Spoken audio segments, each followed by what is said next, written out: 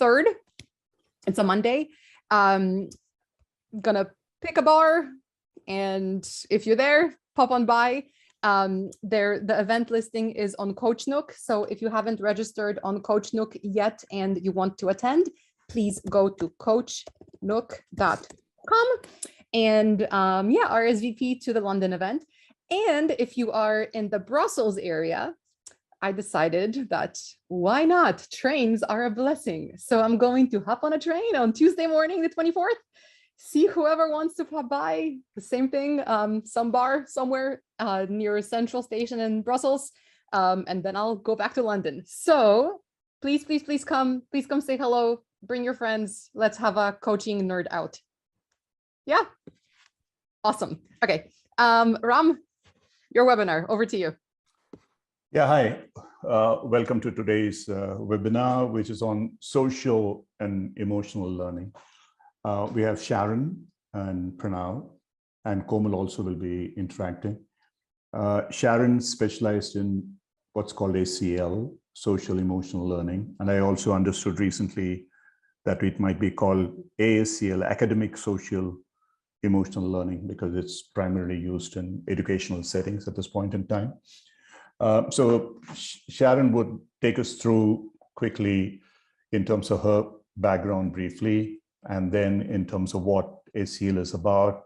And those of you who are coaches, how could you possibly get involved in terms of doing that, either personally with your own children and relatives and friends and so on, or their children, or as coaches, is there something that is specifically that you can do? So we would focus pretty much on the application part of it for a large part of this. So Sharon, I turn it over to you. If Pranav, many of you probably would know, Pranav, if you can briefly introduce yourself and pass on to Sharon as well. Sure. My name is Pranav Ramanathan. I co-founded Coacharya with my father Ram about a decade ago, and I'm currently a PCC certified coach, and I am really delighted to bring Sharon into the mix as an SEL expert. My younger daughter Maeve and my older daughter Kiris both are at a school named Calthorpe, an independent school in the LA area, and Karen is the social emotional learning specialist at the school. So that is our connection, that is our background. And Sharon, with that, I'll sort of turn it over to you. Thanks so much. I'm super excited to be here, everybody. I just put a question or a few questions in the chat so that I can kind of get an idea. Feel free to respond in the chat. We'll try to keep track of that. Just to know my audience, are you a fellow parent? Are you a student? Are you a coach? Are you employed? Like any kind of tidbit, just so I get a feeling of who I'm speaking to. And even if that doesn't matter to my response, I have a lot of information to share with you today, and I'm super honored to be invited to be part of this webinar. A little bit of my background, as Pranav had shared with you, we met a few years ago. I started teaching. I've been an educator since 1989. So this makes it coming up on 33, 34 years if you do the math. My background and training is in child development, and I have a teaching credential, and I have a master's in counseling here in the United States. It's called marriage, family, child counseling. But I don't have a practice. I just chose teaching, and I started out teaching kindergarten. And there's a saying that if you can teach kindergarten, you can pretty much teach anything, because it's where it all starts. From my kindergarten background of 24 years of teaching, I worked with parents constantly, just in their entry level for schooling. I left that kindergarten classroom, and then I became what's called an educational therapist. So I was licensed and studied with helping children learn more efficiently and how they learned. So something I really studied for about 6 years and practiced is, how do we take in information and how do we apply it, and how does that impact our everyday lives, and how do we manage ourselves in our learning environments. And this kind of piggybacked into a little bit of a more decisive role that what you had said, Ron, was ASEL is academic, social, and academic learning specialist. So some of us may have never even heard this acronym before, SEL, social emotional learning. But actually, we've been practicing it and we have knowledge of it and we're familiar with it. We just didn't know it in those terms. So today, what I'm going to do is explain to you what it is, how it's used, why we use it. I'm going to do little interactive journeys with you to keep you kind of, on your feet and paying attention. And then we'd love to open it up for any questions. So it feels like in the audience, there's a range of teachers and parents and all kinds of professionals out there. And I hope that this is information that is re-triggering what you know, familiar to you, relative to you, or if it's new, then I'm excited to be here to share that also. So what social emotional learning to me is, I was asked to take a role. It's brand new. I created it this year at this school. I was called about a year ago, and because it felt like we had to get a hold of all of our children coming back on campus and integrating into a world that was unfamiliar to them for a good, 18 months to 2 years because of the pandemic. But I want to backtrack when I said this is familiar language to you all here because you've heard of the word yoga, you've heard of mindfulness, you've heard of meditation, you've heard of all of these practices, but I'm going to explain the why behind it and how it is connected to what our brains do and how our brains take in information. So through much of the work of many researchers out there, we've learned that it's really important to have many components of learning. The brain works in two modes. It's either reactive or receptive. So we can take in information when we're sitting here and we've chosen it. We're not worried or stressed out about getting somewhere. We just open up a screen and we can have a cup of coffee. And so we can take in information. How that happens is this whole way of the brain working together to make sure we are in a state of reception versus a state of reaction. So there's things that I realized that children, myself included, weren't raised to learn about, and we weren't trained while we were in school. So we had information from teachers coming at us, and we were just to rotely memorize things or write it down and write lines down 100 times to do a spelling word and things like that. What we've now learned is it's really important to have a whole body experience so that we can receive the information and process it more efficiently. And with that becomes a sense of self-awareness. And I also intercept the word self with inner awareness to know about yourself, inner and self-management, social awareness, which tells you about everything out there and to kind of have perspective of what's going on. To build relationship skills, and to also form responsible decision-making skills. So you can imagine as a small child, even from preschool on, this is where we do a lot of the work because we get a baby in our arms, we take them to a preschool, we have parenting skills at home where you're teaching them to walk and talk and interact and smile and clap. You do all this when they're like fresh out of the womb. Those first few years, everybody works really hard at that. And then they go to school and kindergarten, preschool is when we continue that. And as they get older, we sort of forget and we wean off of that. And we just give them their assignments and their output. But what we haven't really done is built that firm foundation longer in their earlier years to really get those perspective taking skills, the social skills of interacting with another person, to have reciprocal conversations, to understand what it's like to take in information verbally and process it and then put it out in the world in a sentence. So what we're noticing now is that a lot of these kids are leaving the earlier school years in elementary, the formative years to age 12, going to the teenage years. And then we understand how brain is developing, and it's not always a hormonal reason why teenagers behave the way they are. We're just really learning about how the brain interacts, integrates, and is applied as a person that makes you a successful adult. So a lot of the information that I share here at my school, at my job, I teach the children in every classroom of the work I do. I teach them how their body and their brain works together. I do parent education because without that partnership from home, it's not always going to land if we don't have the same language in the background. And I also teach the teachers because many of them are new coming out of school with a freshly minted credential to teach, and they may not have learned this in school. And many of us are old and we apply what we know from how we were raised, and then we don't know the current trends or the current research of what's going on. So I have three pieces of the pie that I work on: the child, the student, the teacher, and the parent. And that holy trinity really helps helps us, facilitate this type of learning. And I'm a fellow teacher. I've been one for decades now, and I know what it's like to be a teacher and to have more things added to my plate. What's this newest thing? And it's really my thought of not adding to a plate. This is the plate.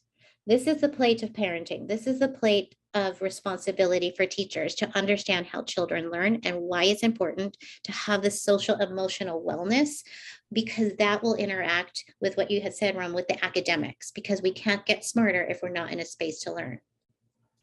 So really quickly, I'm going to take you through an experience. I'm going to ask you to do something. I can't see you all, but I'm trusting that you can do this.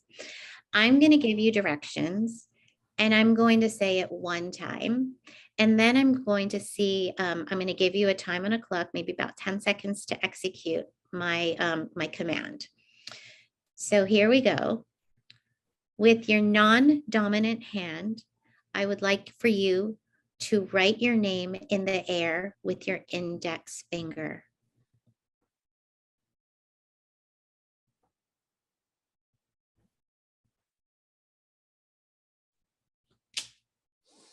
Okay, that was a good 10 seconds. And I can't hear a lot of people, but I'm imagining, because I do this often, what you might have gone through. My intention was a simulation of what it's like to use your brain the way you don't typically do it, which is the life of a child every day from the minute they wake up. Their world is new. Everything they do is new. Put on your shoes, put on your jacket, get in line, buckle up your car seat. All these commands we're giving to them, and we have this automatic way of thinking ourselves as parents, as guidance people, that they can do it. But it actually takes a minute or two to make those connections. So the simulation I gave you is, what did she say? Non-dominant, index finger, is somebody watching me? All the ego kind of puts into play because we're adults. That's where we naturally go. Children don't do that because they don't know any better. And that's a good thing. But everything we ask them to do from the minute they wake up is not on auto drive. And we take that for granted. And I think that's something that social emotional awareness can lead to, is why, how, what can we do about it? And so that kind of little wake up call for you as an adult in the audience gives you a little bit more empathy to where they go in their journey every day. And it also reminds us, our own self-awareness, of how we need to slow down, not take things for granted, and teach in a way that they can receive it so they're not reactive, right?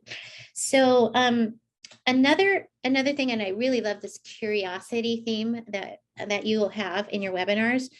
I teach parents and teachers all the time to chase the why. And many of you have probably seen a diagram of an iceberg, right? So what you're seeing is behavior on the top: crying, hitting, kicking. And then underneath the iceberg is a reason why. Are they tired? Are they hungry? Are they processing information? Maybe there's a learning difference going on. We talk about neurodiversity. That's a whole webinar I would love to do in another time. All of this tells you why the top of the iceberg, you're seeing what you're seeing, right? And we also know, because research has told us, that the brain is really hungry for patterns of behavior. And so we want to know what to expect to make us feel that we can go forward and learn about our social awareness. Oh, I noticed that every time I talk to somebody and put my hand out, they do it too. This was pre-COVID, but they're making patterns of connections, right? All these children that we're teaching, including the social skills of teenagers. So part of my talk today is I'm going to go from the very young to the older adolescent, because this is how we're leading future employed people, because they're missing those opportunities once they get a screen in their hand. And this is all connected to social emotional awareness.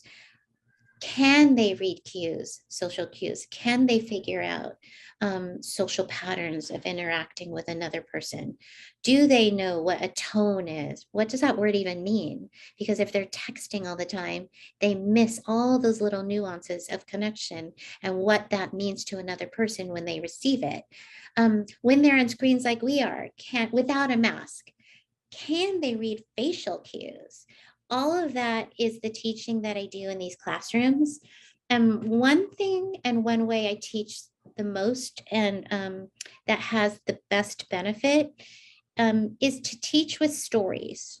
So all of those topics I taught you about, relationship skills, responsible decision making, I use a lot of books, and I use songs, or use plays or little puppets with the younger ones, because we all know, and I'm just going to say this to you, like, you all know, probably are familiar with The Boy Who Cried Wolf, right? You know, right away, you hope, if you've heard it, you don't forget it. That goes to a permanent part of your brain that makes a connection with a story and a message.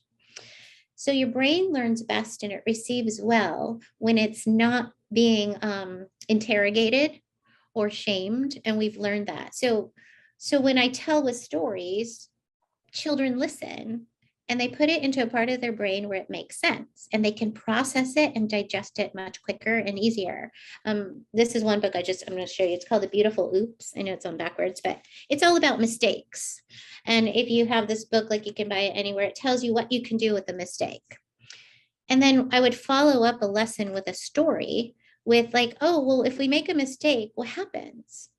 It's so important to be really flexible. So I give them all these tangible visuals of what we do if that should happen, right? And then I also give them a tangible visual of, like, well, if you're really fixed on an outcome and you don't really like it, or your friend is playing handball with you and you really want your rules to be the right ones, like, what happens when you argue? That rigidity breaks, right? So then I have this tangible way of showing children from a story, and then I put it into their everyday lives, because I'm always watching them.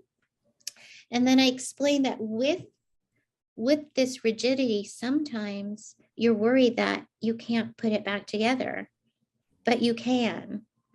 You can, and it's called repair. And when we repair something, sometimes it's even better than when it started. Repairs can be so strong, and you can remember the mistake that you might have done different. And then you also have choice of receiving and giving what's called a repair, an apology.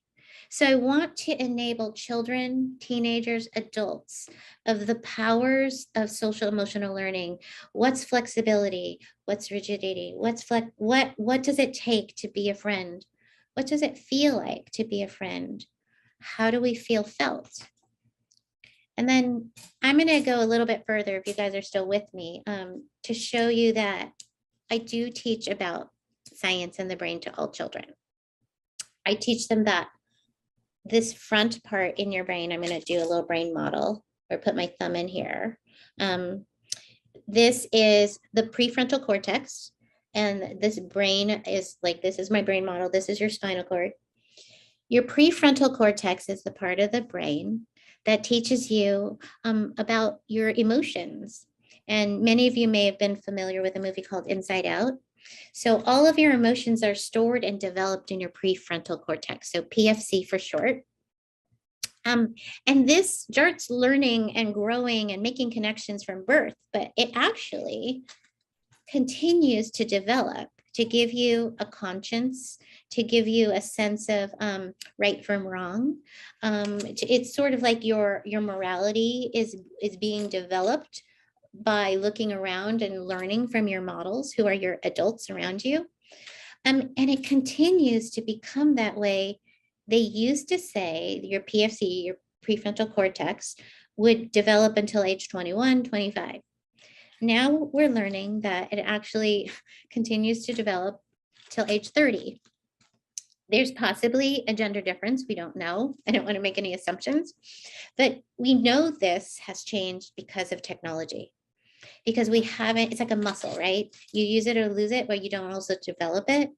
When we have children who are looking on an iPad or a screen, they're not really interacting with another person. So their auditory reception has been impacted. Their visual reception has been affected. And so all of those things that are not happening the way we typically were raised, they don't know how to wait for a show. They can swipe and stream. We would have to wait for a commercial. I would have to wait every Saturday for my favorite show to come on. There were certain ways that our brain pathways were developed that children don't have access to now. And this is global. This isn't just in certain countries. This is pretty much everywhere. So I do teach about the brain, and I'm going to teach you another visual that I do with the kids so that you can get a connection to what I'm talking about. So I tell the children every day we wake up with our brains completely ready loaded. That is if you've had enough sleep. So imagine these popsicle sticks are your brain just ready to go. I wake up at 5:30 a.m. every day. If I don't have coffee, I'll like, I might be a little wonky. So a few sticks of mine are not working, right? So I do have my coffee and I get my sticks back. I go to work and I try to find parking and I couldn't find it. I had to like park 4 blocks away and I had to parallel park, which I'm really not good at. So I lost a few sticks just before I got to my office. So, it's 8 o'clock and you can see I've got a couple of meetings going on. This is a day of the life of an adult. And this is me like, pushing through some meetings and I'm hungry, but I don't really eat lunch. But that's okay because I can grab a protein bar in the car ride home. But I do have a long commute. And so by the time I get home, I have a teenager. I forgot to tell you I'm a mom. I have a 15-year-old and a 12-year-old. And there's all kinds of questions or drama or what's going on and what's for dinner. So by the time I go to bed, I hope I have a stick left, but sometimes I don't. And then I forgot to put the laundry in the dryer. And so I tell my husband, please, I don't have any sticks. Can you please help me? And he's like, okay. So then I get a couple sticks and I go to bed, right? And I start my day over the next day. And so you kind of get the gist of what I'm talking about as an adult, where I understand myself. I have the capacity for self-awareness, self-management. I have social awareness. I have all these skills I've built. Children come to us any age. They wake up with this.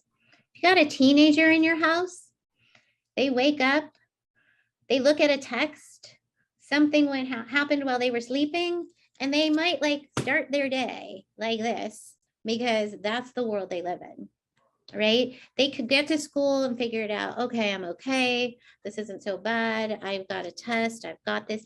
Teenagers go like this all the time because of their brain and their pruning of their brain, which is another conversation I'd love to have.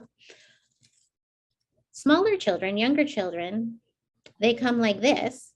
The toddlers to age 5 or 6, they're super awake. I want to do this, mommy. Can I wear this to school? I like my lovey. Can I get in the car? Sure. Oh no, we have to leave that at home. And then you have a meltdown. They get to school, their teachers help rebuild it. By the end of the day, they played with friends. Maybe somebody didn't share. By the time they get in your car, they're crying. They need a nap. They want a snack. And a couple of crackers later, something like a popsicle will bring that back. In the elementary school, you have different types of brain connections and the reasons why they hold on to their sticks or they don't and how they replenish it. We have something called the zones of regulation. And when you're all loaded up, that's a green state where everything is receptive. But when they're not in that zone and you lose your sticks, I call that, and this is Dan Siegel and Dr. Tina Bryson's work also I'm referring to. We call that a red zone or a blue zone. And the red zone, you've heard of this, it's fight, flight, where they cry or they run away. Then you have the blue zone, which I call like freeze, forget. But I'm going to add fib, which is another thing of lying and wondering like why children behave the way they do. And that's when I refer back to the chase the why, the curiosity. Oh, I wonder why they were shouting so badly. They're just going to defend their space so they can get back to green. Everybody has a reason to do what they do. It's our jobs to be detectives and understand the why behind it, so that we can actually help them navigate these social roller coasters that they're going through all day, every day, and build that resilience of being comfortable with being uncomfortable, of understanding that if I ask for help, somebody hears me and they're going to answer me and give me some ideas, so that we're giving them agency over their own selves at this really early age, right? So once they understand how they work and they understand that this is, I don't like to use the word normal because that means they're not normal when it does happen. I like to use typical. It's typical to be upset when you don't get your way. But what can we do? And why does that happen? Right? It's typical for a toddler to cry over a broken cookie. It's also typical for parents to try to rescue them and say, oh, that's okay. Don't worry. We have another one. Here's some more. Don't cry. It's very, very typical and usual for us to tell them how to feel. What I want to do is take a step out and look at this social awareness and say, let's do this different, because this is what science is telling us is when we tell children and adults how to feel, we're depriving them of the opportunity to learn to cope and self-soothe and build their own resilience. So I'm going to invite you to do it, to learn a different way is, I'm so sorry that cookie broke. And I'm going to talk to them and understand where they are so they can have my voice to learn as a model. And they'll say, I'll say to them, you know, it's so sad. I bet you really wanted your cookie in that whole piece. I'm sorry that's disappointing to you.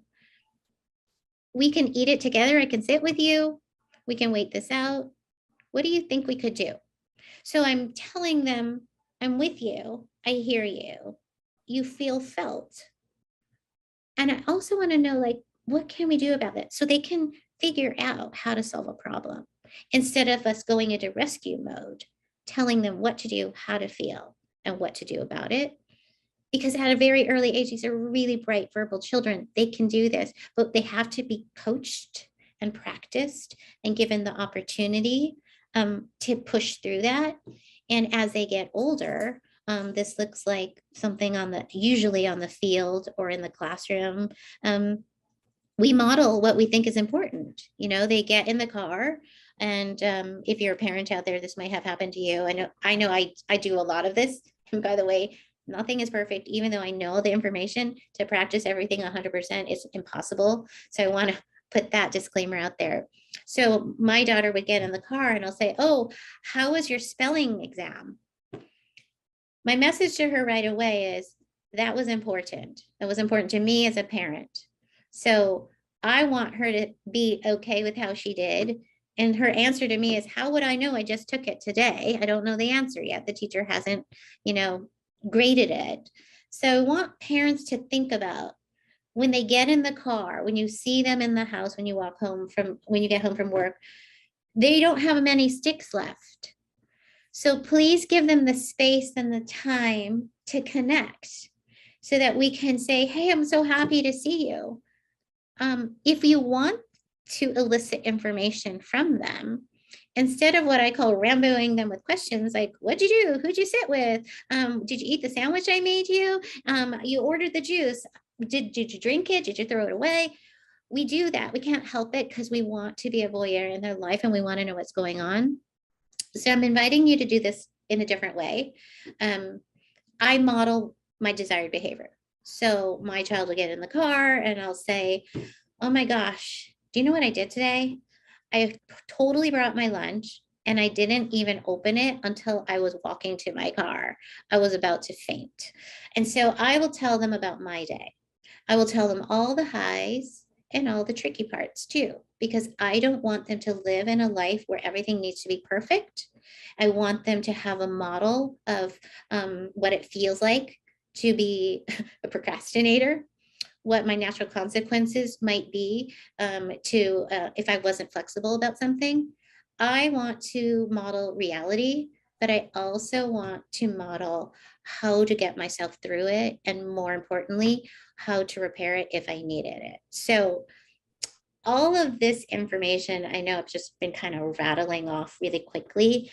I am going to open for questions in a minute. I just want to kind of finish off with some things that I just want you to know and be aware of, that we are now really in a global crisis for mental health and stability for not just teenagers, but adults as well. And, I think we all have a responsibility together as a community to understand why and how and what can we do for this. Whether you whether you pull on science and research to help you navigate to get your brain in a receptive state so that that green zone is really thick. It's important to know that you can go in and out of the green and the red. It's really valuable to know that that to stay in the green is impossible. So that is part of humanity. But if you're in the red or the green more often than not, then that's a question to ask for help. As a parent, when our expectations are here and our child's capacity matches it, great, there's no stress. If our child's capacity goes beyond our expectations, that's even amazing, right? Like, wow, I can't believe they can read a book. I didn't even teach them how to read. It's pretty impressive. But when our expectation is here and our child's capacity is here, this space in between is what causes stress and anxiety and depression. That's another level of the self-awareness that we all have as adults to know what this is. And so I want to keep teaching this. I want you to understand what that is, but to try to close the gap between the capacity and the expectation, we're going to need a lot of things.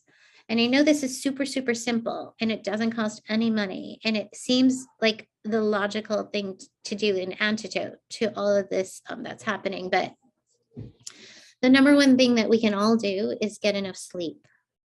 Really, really, really, truly. When you hear somebody's hangry, it's because they're tired and they're hungry, but their brain is not working at full sticks. And I think that really matters. When we keep getting information about something that we are on high alert for, whether it's a pandemic or a global crisis, like that pulls away from our attention. And so that's why we keep hearing about self-care and self-awareness, but I want to call it inner awareness and inner care more than, because I don't want it to sound selfish, like, oh, I'm taking off work to go to the spa, like I want you to feel like it's really purposeful. And another antidote or a support system for all of this that we're going through is to practice service, to be of service and to be of purpose. So to model it all the time, if you're at the grocery store, to put the cart away, because that will help somebody else's job. To not just give, carts to people that we know all the time, but to other people of service at the gas station, the Valentine's card, or people who you don't know, to just do these random acts that won't become random anymore, because it's who we are. It's part of our DNA to be caring about other people. What can we do with our time instead of being on these screens, to model it for our children and to be who we want them to be? And sometimes it takes an extra thought and sometimes it doesn't, but to think outside the box every now and then, to just provide those opportunities for our children as they grow older, because they will become our future leaders and they will become part of who we work with and for. But just to take a look and say, how are you doing today? But to listen to their answers, because sometimes we just say it and we don't really listen. And a lot of times I think they just say something back because they don't know you're listening. But to chase that why and say, oh, I'm glad you're feeling fine today. Was yesterday good too? And sometimes I'm just so busy in my world that I don't stop to think about that. But I think it's really important to practice.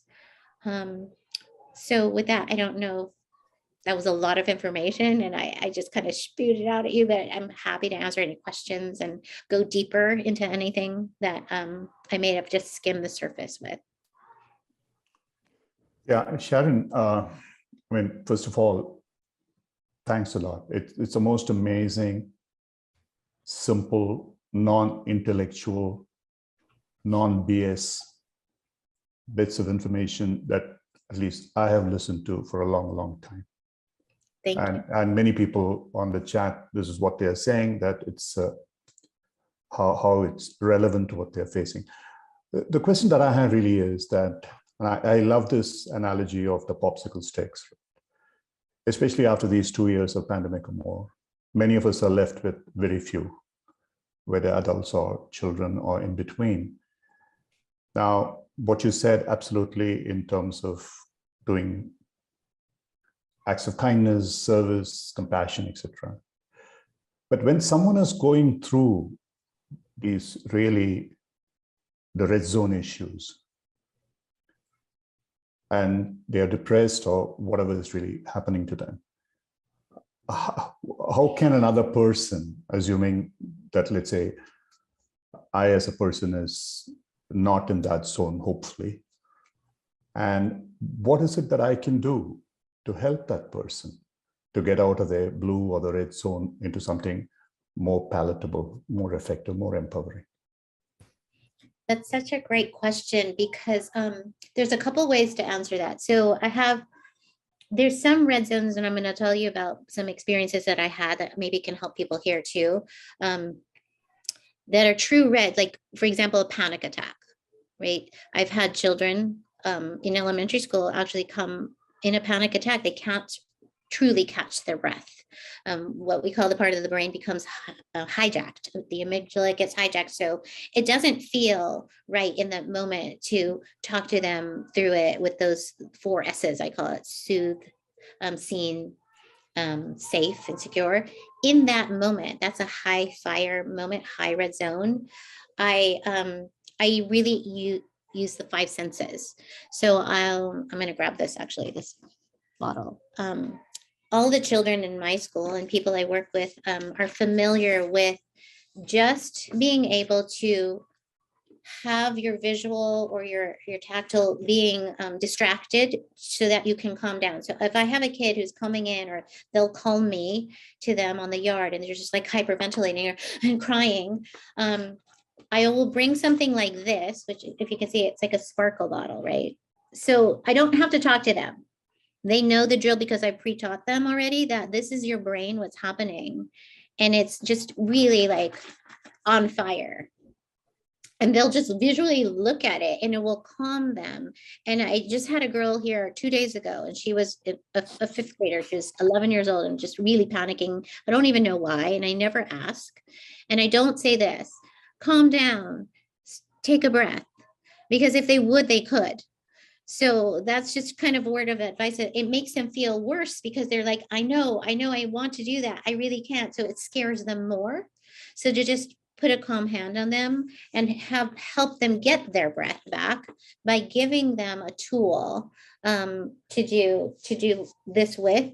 I also have, and you can get this on the internet, it's a breathing apparatus to help them. What I do is I do this and they physically slow down with me. Okay, so this is another tool that we easily can access. And again, I've already taught children here and parents and teachers that when you take a really deep breath, everybody do that with me right now, really quick. I'm going to breathe in and breathe out. Let's do it one more time. Breathe in and out. So I've taught them breathing. I also can do that with them. And when the breath and the oxygen goes straight to the lungs, and I have a diagram of the lungs, the brain will start to connect and get centered again. When you're hyperventilating and you're doing this and you're crying, your lungs, your oxygen only goes to the top. So your brain is actually being deprived of oxygen, so it can't function properly. So knowledge is going to be really helpful to help people get from that really excessive red zone back. Another way, so if they're not super high, like a panic, like a very big fire, is to integrate the five senses again, using music, calming them. Less talk, the better. Your calmness will be contagious. Also, sensory input. That's why we have these diffusers in people's lives or in the spa. It smells like lavender, you know, but it also makes a logical connection to your brain. If you smell chocolate chip cookies, if you smell a perfume that reminds you of your parents, that's why little children and toddlers have loveys. It's tactile, but it's also sensory. Their olfactory is being ignited, and that calms them. So a lot of children, I have them have some kind of if they needed it, if this is how they are, a fidget to help them calm down. Something simple, like you've seen kids pull Velcro shoes on and off and on and off. It helps them feel better. So again, chase the why and see who they are. What are their habits? What are their preferences? What are their aversions? You know, for a lot of us, I mean, there's an association with alcohol and calming because it does something to your brain. But if that's not your way, I also do want to be careful with children about food and the relationship of food being an answer to make you feel better. So that's another different topic again, but I want them to learn how to self-soothe and have access to their own body, even if they don't have a breathing ball or a sparkle jar. They have their hand, and they also have methods of looking around and making themselves know how to feel better. The one thing also is to be out in nature. That is a really easy fix. So if you have somebody who is in a red zone, it's so good to say, you know what, I know you might not feel like this right now. I can see how upset you are, but I think we need to take a walk. Come with me and go walk around the block, because that instantly will change their body, their temperature, their oxygen access, and then they will visually see what's around them. And it really does shift the brain. And that's why, you know, you hear a lot of adults like, you know, I need to get out of here. So they go straight for fight flight. And then they're actually in another area, which will bring them back to that green. Does that help a little bit? Absolutely. Komal, Pranav. That's an incredible primer on SEL. I had the benefit of understanding the concept through a youth training program at Coacharya. And some of my classmates may be in the audience, and a shout out to all of them.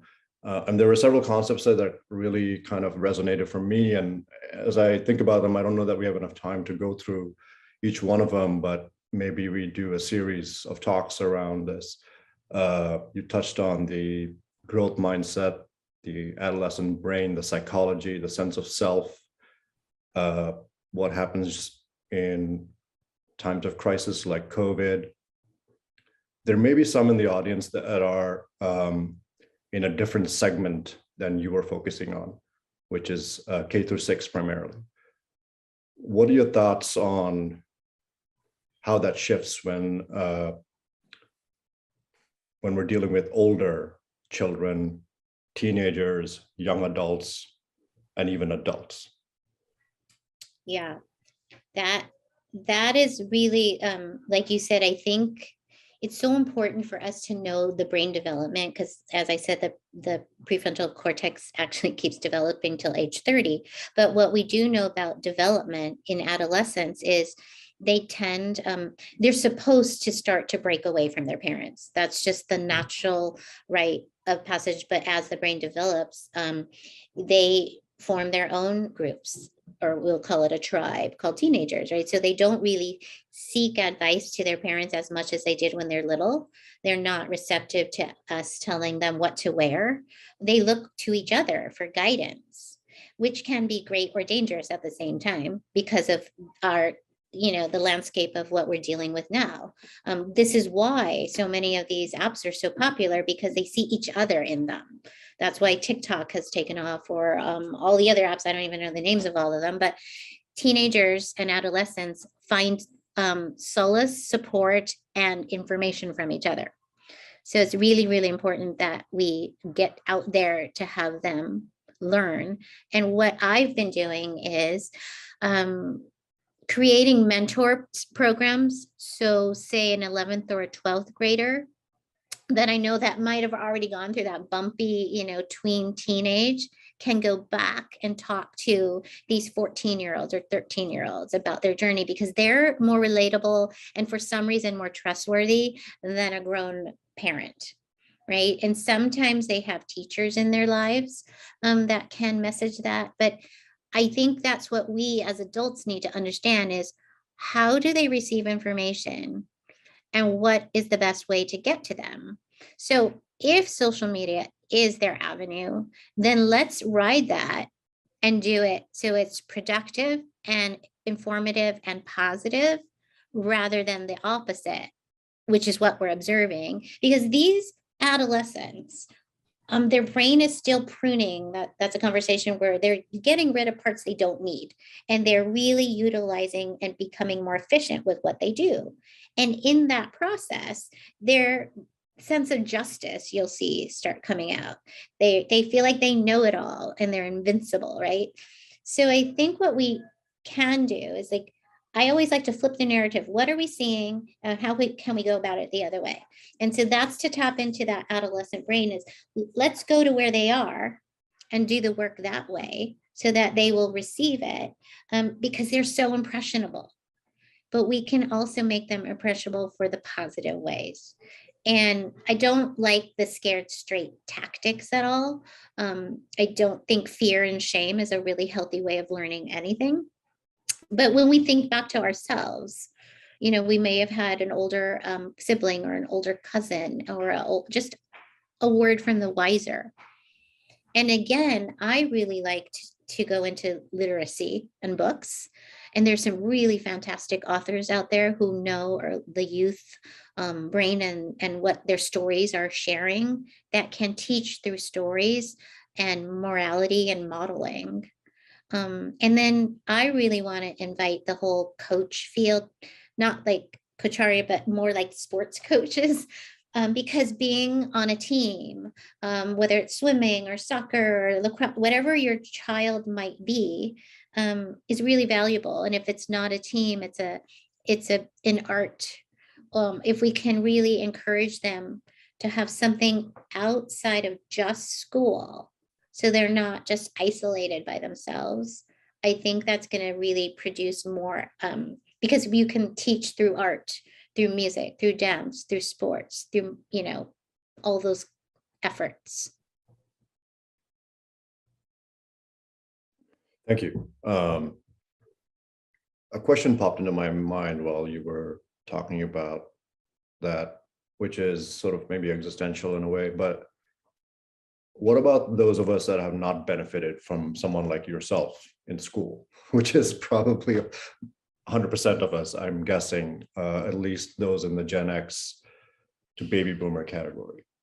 Is there no hope, or is there a way we can tap into this ourselves so that we can better understand how to then project it and to work with our children and the generations below us? There's always hope. And I know you guys all know that. So here's what I am learning and noticing. I came to motherhood late in my life.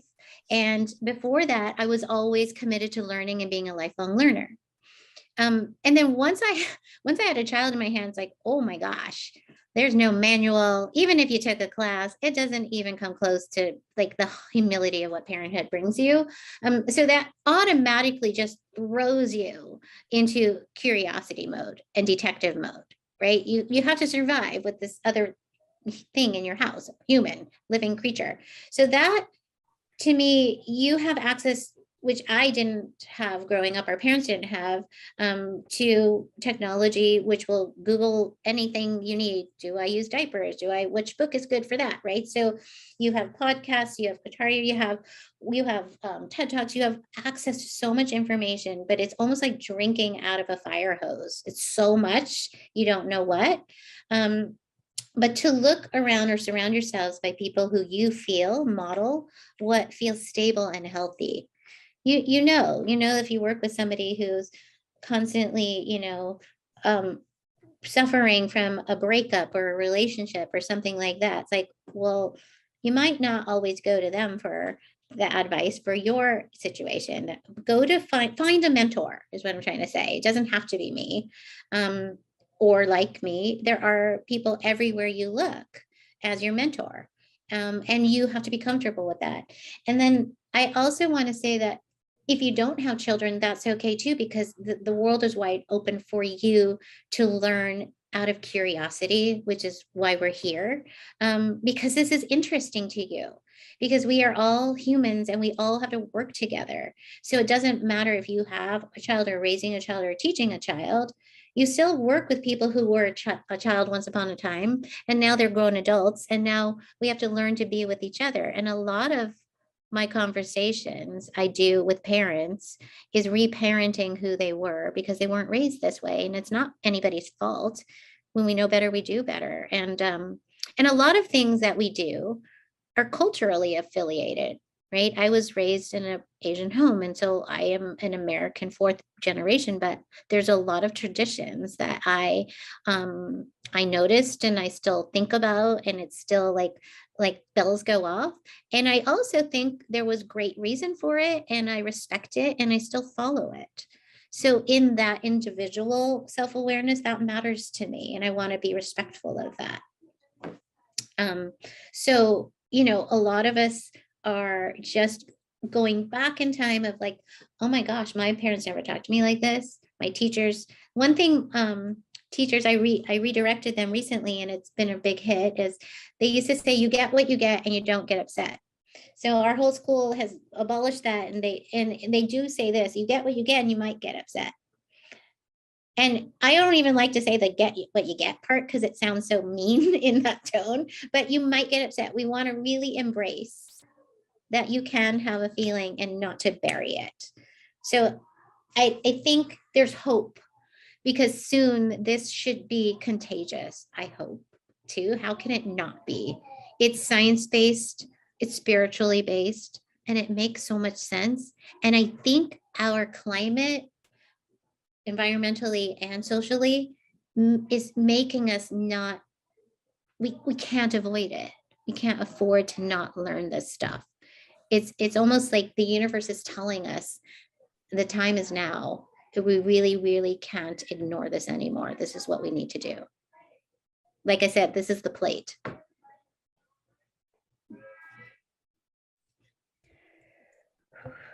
That's brilliant. So much. Any more questions? Go Sharon, ahead. I can't thank you enough. And Pranav, thanks to you as well. You've asked all the questions I wanted to ask Sharon as well. So I don't have any more questions, but just, I'm a mom of two. One is teenager, the other one is 10. And while you've been talking and sharing and giving that popsicle example, I'm like, oh my God. So finally I've got a language for it. Language to understand all the experiences that I have gone through with my children or still go through. And it sort of helps me immediately relax and say, okay, so that is what was happening with them, or so that is what happens. And then I think that clarity sort of helps stay in the right side of.